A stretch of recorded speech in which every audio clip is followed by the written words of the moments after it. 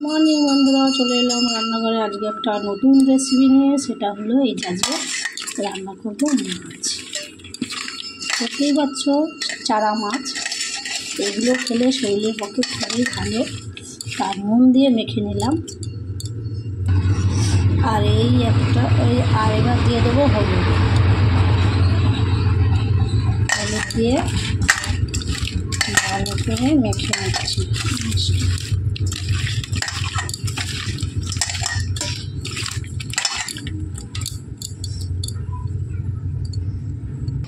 এই যে উনুনে কাঠ ধরিয়ে দিয়েছি, এবার কড়াই বসিয়ে দিয়েছি। এবার দেব তেল। এই দিচ্ছি সরষের তেল।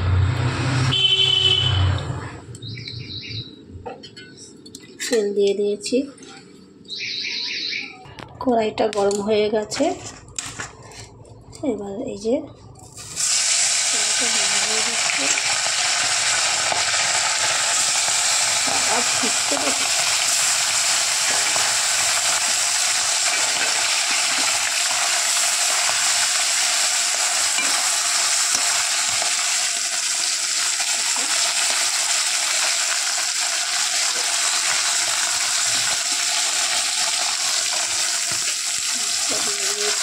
মাছ দেখো দিয়ে দিয়েছি।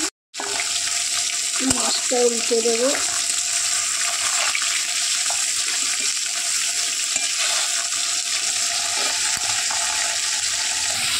দেখো মাছ ভাজা হয়ে গেছে। এবার মশলাটা রেডি করবো। এই যে এটা আদা বাটা,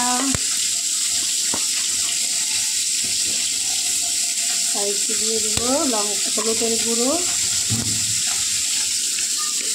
দিয়ে দেবো লঙ্কার গুঁড়ো। এই যে ঠান্ডা হয়েছে লঙ্কার গুঁড়ো।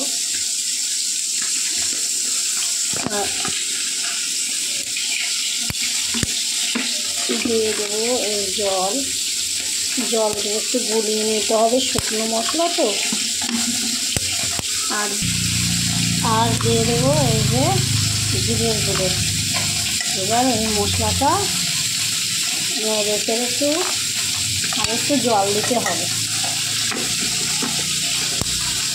জল না দিলে তেলের উপরে যদি এই মশলা দিই, সম্পূর্ণ মাছ ভাজা হয়ে গেছে। এবার দিয়ে দেবো কড়াইতে আরেকটু তেল। ঠিক আছে, দিয়ে দেবো জিরেটা হয়ে গেলে এবার এই মশলাটা, জিরেটা হয়ে গেছে এবং মশলাটা বেশি পরিমাণে হয়েছে গরম, আগুন উঠে যাচ্ছে। মশলাটা কষিয়ে নিচ্ছি।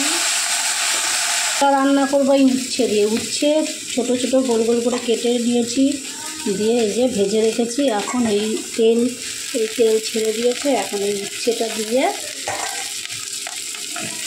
নাড়াচাড়া করে একটু জল দিয়ে দেবো।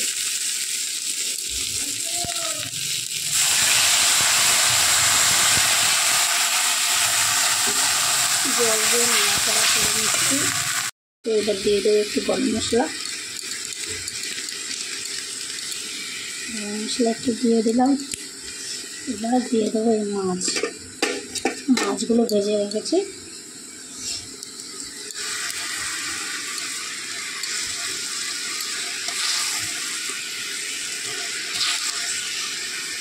দেখো সম্পূর্ণ হয়ে গেছে। একটু ঝোল ঝোল রাখবো।